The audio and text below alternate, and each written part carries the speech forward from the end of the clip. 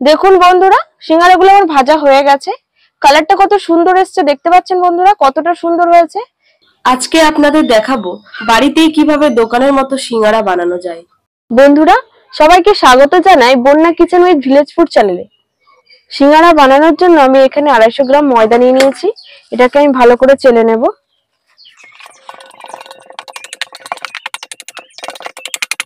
ময়দাটা ময়াম দেওয়ার জন্য আমি এখানে পরিমাণ মতো লবণ নিয়ে নিয়েছি, পরিমাণ মতো কালো জিরে দেব, ভালো করে এটা মিশিয়ে নেব। আর এখানে আমি ময়াম দেওয়ার জন্য ডালডা ব্যবহার করব। ভালো করে ময়দার সাথে ডালডাটাকে মিশিয়ে নেব। খুব ভালো করে ময়াম দিতে হবে।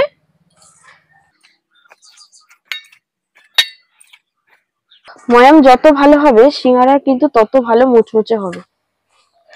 ময়দাটা আমি ময়াম দেওয়ার জন্য 250 গ্রাম ময়দায় 50 গ্রাম ডালডা নিয়েছি। আপনারা এইভাবে পরিমাণটা রাখবেন, তাহলে ময়ামটা খুব সুন্দর হবে।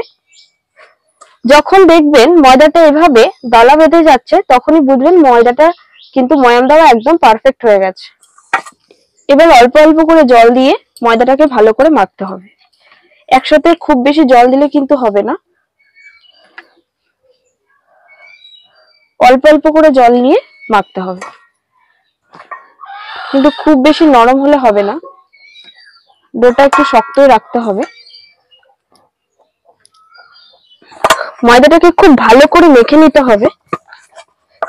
ঠিক এরকম রাখবে, এরকম ভালো করে মেখে মেখে এটাকে মোলায়েম করতে হবে।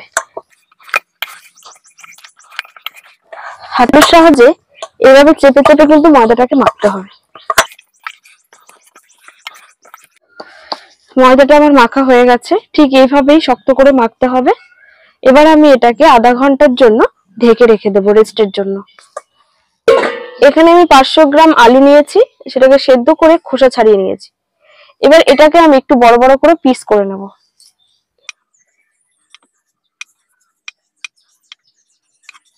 ঠিক এইভাবে পিসগুলো করে নেব।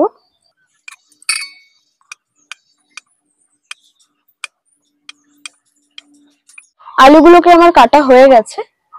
আর এখানে আমার মশলার জন্য লাগছে ভাজা মশলা, 5 ফোড়ন, শুকনো লঙ্কা গুঁড়ো, হলুদ গুঁড়ো, নুন, বিট নুন, কাঁচা লঙ্কা কুচি, আদা কুচি। আর আমি নিয়েছি বাদাম আর সেদ্ধ মটর। এখানে আমি পরিমাণ মতো তেল দিয়ে নেব। তেলটা গরম হতে দেব।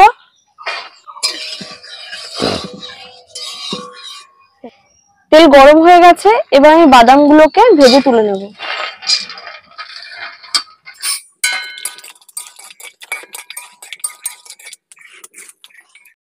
বাদামগুলো ভাজা হয়ে গেছে, এবার আমি তুলে নেব। এই তেলেই আমি দিয়ে দেব 5 ফোড়ন, আগে থেকে কুচি করে রাখা আদা আর কাঁচা লঙ্কা,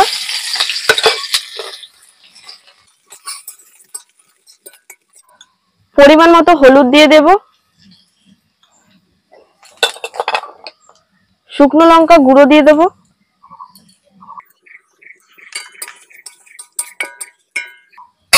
এবার আমি সেদ্ধ করে রাখা আলুগুলো দিয়ে দেব।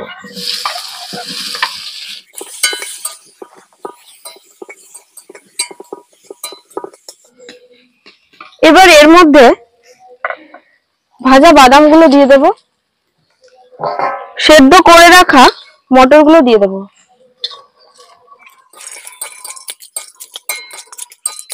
স্বাদ মতো বিট নুন, নুন দিয়ে দেব।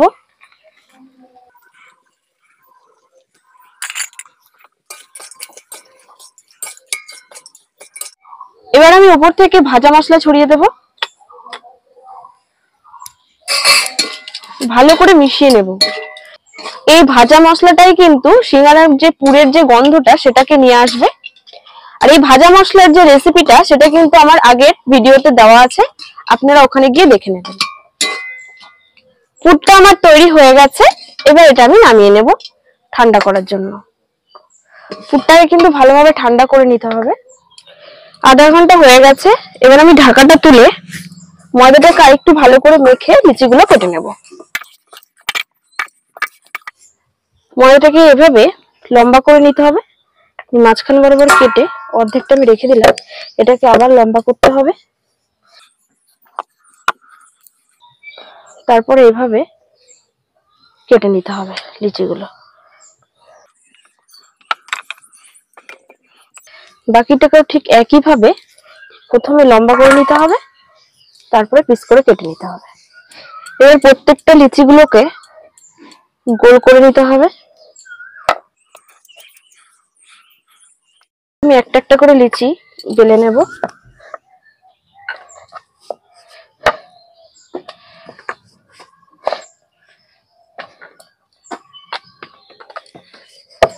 একটু লম্বা করেই বেলতে হবে।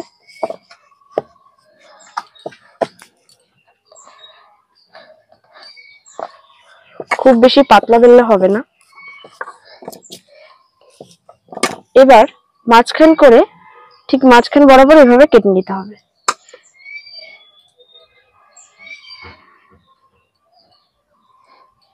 এভাবে আমি প্রত্যেকটা লিচিকে বেলে নেব। এবার আমি সিঙ্গারার শেপটা দেব, তার জন্য আমার এক সাইডে কাটার দিকটার এক সাইডে আমার জল লাগিয়ে নিতে হবে। তারপরে যেটাই জল লাগিয়েছি সেটা উপরের দিকে থাকবে। এইভাবে এটা ভালো করে মুড়ে নিতে হবে। এভাবে ভালো করে এটাকে মুড়ে নেবেন। তারপরে পুরটাকে এভাবে দিতে হবে। একটা চামচের মাধ্যমে পুরটাকে দিয়ে দেব। এবার এই সাইডটাতে জল লাগাতে হবে।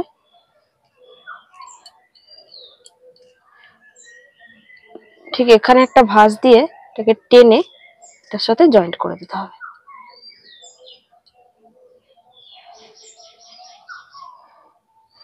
দেখতে পাচ্ছেন বন্ধুরা কত সহজে আমি সিঙ্গারার শেপটা দিয়ে দিয়েছি।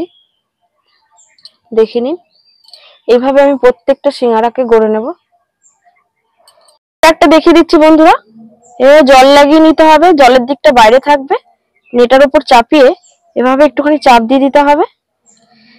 বেশি দিকটা বাইরের দিকে থাকবে। এটাকে আমি চেপে নিয়েছি। এবার পুর ভরে নিয়ে দেবো। পুরটাকে ভরে নেব। একটু চেপে চেপে পুরটা ভরতে হবে।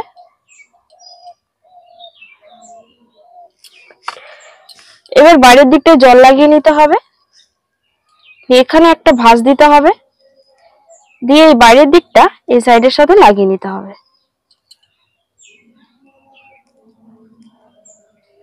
চেপে চেপে লাগিয়ে নিতে হবে। দেখুন বন্ধুরা আমার আবারও একটা সিঙ্গারা রেডি হয়ে গেছে। দেখুন বন্ধুরা 250 গ্রাম ময়দায় আমার কতগুলো সিঙ্গারা তৈরি হয়ে গেছে। এবার আমি প্রত্যেকটি সিঙ্গারাকে ভেজে নেব। আমার সব সিঙ্গারা শেপ দেওয়া হয়ে গেছে। সিঙ্গারাগুলোকে ভাজার জন্য এবার আমি কড়াইতে পরিমাণ মতো তেল দিয়ে নেব। এখানে আমি সাদা তেল ব্যবহার করছি।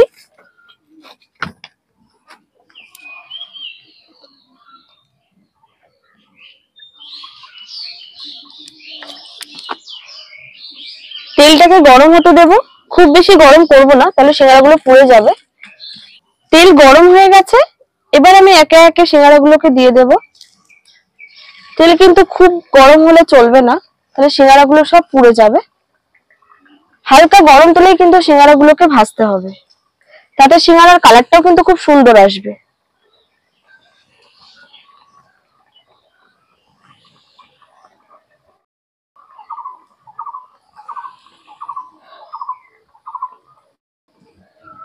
সিঙ্গারাগুলোকে আমি একটু উল্টে দেবো।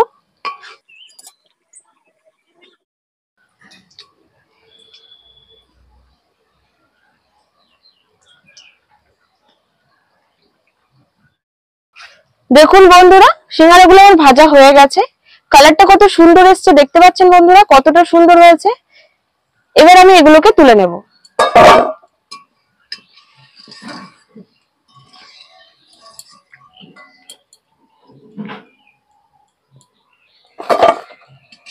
এবার আমি বাকি সিঙ্গারাগুলো দিয়ে দেব। দেখুন বন্ধুরা সিঙ্গারাগুলো পরিবেশন করার জন্য একদম প্রস্তুত।